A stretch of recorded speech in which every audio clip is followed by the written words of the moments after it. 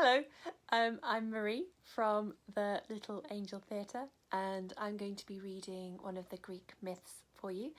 This is a Greek myth about the goddess Athena, who is the goddess of craft and wisdom, and it's called The Story of Arachne the Weaver. Here we go.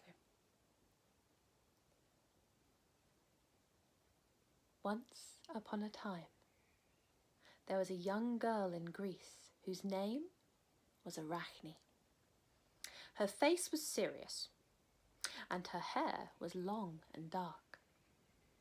All that she cared to do from morning till noon was to sit in the sun and spin, and all that she cared to do from noon until night was to sit in the shade and weave.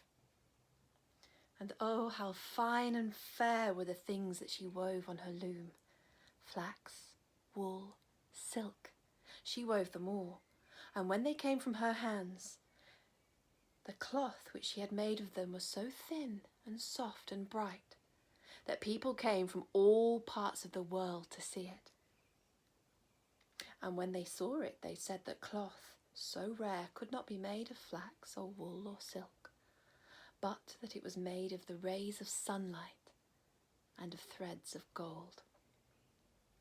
Then, as day by day the girl sat in the sun and spun, or sat in the shade and wove, she said, "In all the world there is no yarn so fine as mine, and in all the world there is no cloth so soft and smooth, nor silk so bright and rare."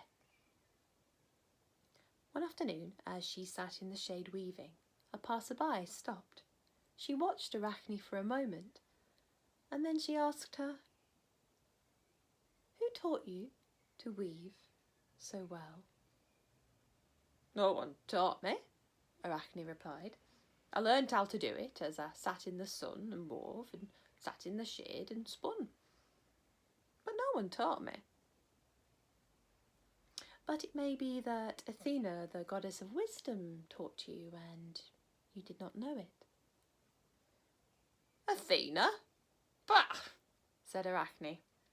"How could she teach me? Can she spin such beautiful yarns as these? Can she weave goods like mine? I should like to see her try. I could likely teach her a thing or two."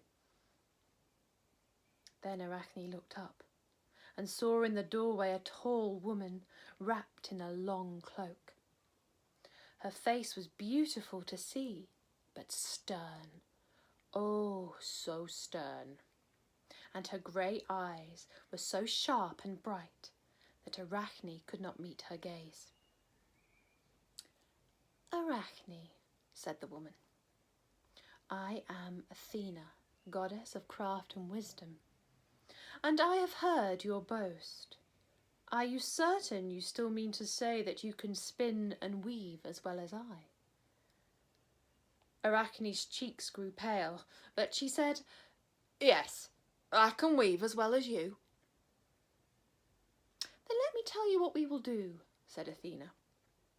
3 days from now we will both weave, you on your loom and I on mine. We will ask all who wish to come and see us, and the great Zeus who sits in the clouds shall be our judge.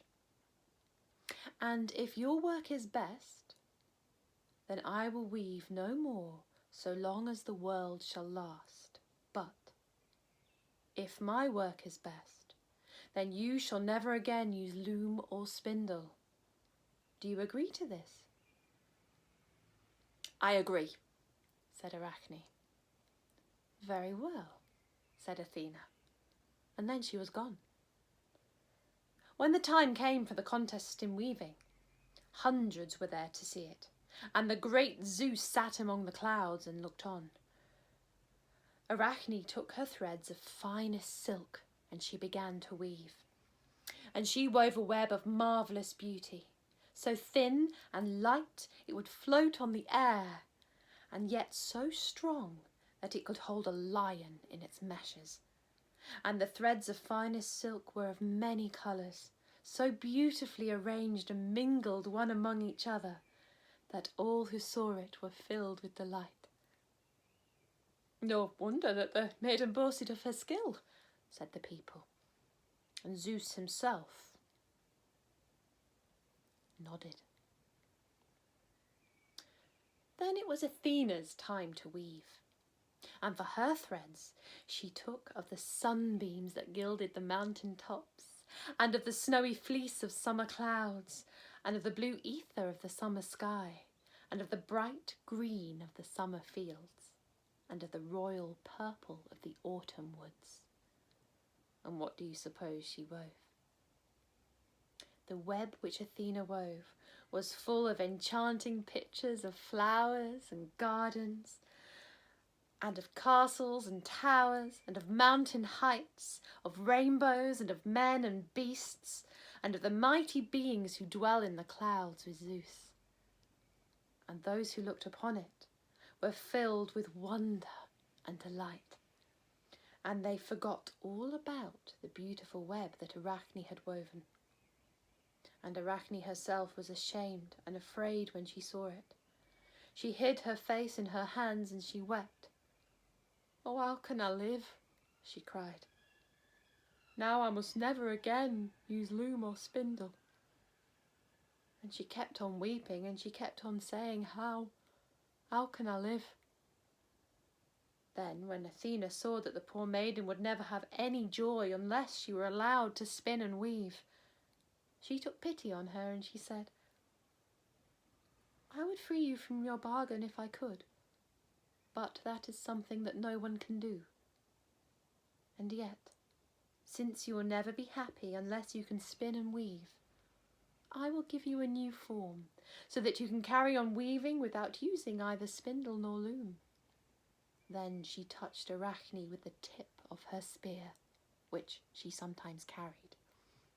And the maiden was changed at once into a nimble spider, which at once ran into a shady place in the grass and began merrily to spin and weave a beautiful web.